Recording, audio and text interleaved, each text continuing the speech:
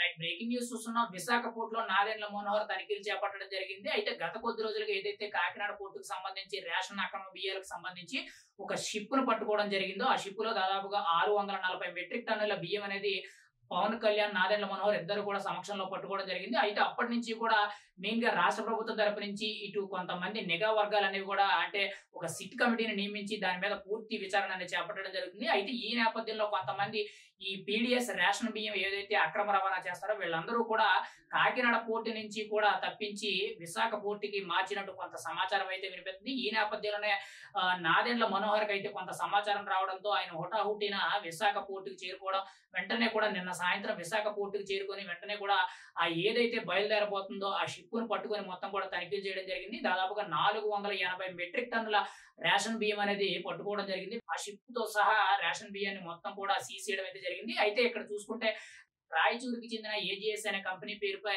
ఈ కన్సైన్మెంట్ అనేది పూర్తయింది. షిప్ కొద్దిసేపట్లో బయలుదేరే అవకాశం ఉంది అనే సందర్భంలో ఆ టైంలో నాదెండ్ల మనోహర్ అయితే అక్కడ అడుగుపెట్టి ఆ తనిఖీలనేవి పూర్తి చేయడం, వెంటనే కూడా అక్కడ దొరికిన రేషన్ బియ్యం ఏవైతే ఉన్నాయో అవన్నీ కూడా సీజ్ చేయడం అయితే జరిగింది. దాని మీద కూడా కంప్లైంట్ అయితే ఫైల్ చేయడం జరిగింది. రేపటి నుంచి కూడా కీలకంగా చూసుకుంటే ఖచ్చితంగా విశాఖ పోర్టులో కూడా చాలా భారీ స్థాయి తనిఖీలు ఉంటాయి.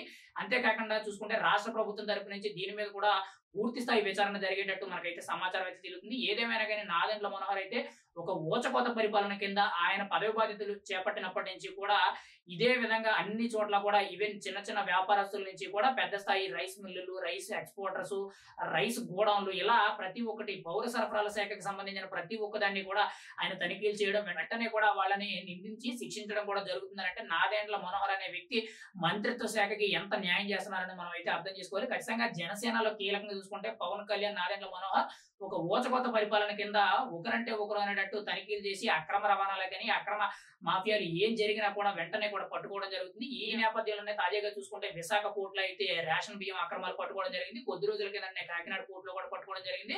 ఏదేమైనా కానీ రాష్ట్ర వ్యాప్తంగా రేషన్ అక్రమ మాఫియా అనేది చాలా భారీ స్థాయిలో జరుగుతుందని మనం అయితే చెప్పుకోవచ్చు. ఈ నేపథ్యంలోనే సివిల్ సప్లైస్ మినిస్ట్రీగా అంటే పౌర సరఫరాల శాఖ మంత్రిగా నాదెండ్ల మనోహర్ అయితే చాలా బలంగా ఈ విషయాన్ని పట్టుకొని రాష్ట్ర ప్రభుత్వం దృష్టికి తీసుకువెళ్ళడం, రాష్ట్ర ప్రభుత్వం కూడా దీని మీద కీలక నిర్ణయాలు తీసుకొని ఒక సిట్ కమిటీని కూడా నియమించడం అనేది జరిగింది. రాబోయే రోజుల్లో పూర్తిగా ఈ రేషన్ అక్రమ బియ్యం మాఫియా ఏదైతే ఉందో దీన్ని అరికట్టే విధంగా రాష్ట్ర ప్రభుత్వం అయితే చర్యలు తీసుకున్నట్టు మనకైతే సమాచారం తెలుస్తుంది. మరి ఇంకా ఎక్కడెక్కడ ఎంత రవాణా జరుగుతుంది, దానిని ఏ విధంగా తనిఖీలు చేస్తారు, ఎంతమంది పట్టుబడతారు, ఎంతమందిని శిక్షిస్తారు అనేది మనం అయితే చూడాలి. ఏదేమైనా సరే నాదెండ్ల మనోహర్ అయితే ఒక ఊచకోత పరిపాలన కొనసాగిస్తున్నారని మనం అయితే చెప్పుకోవచ్చు.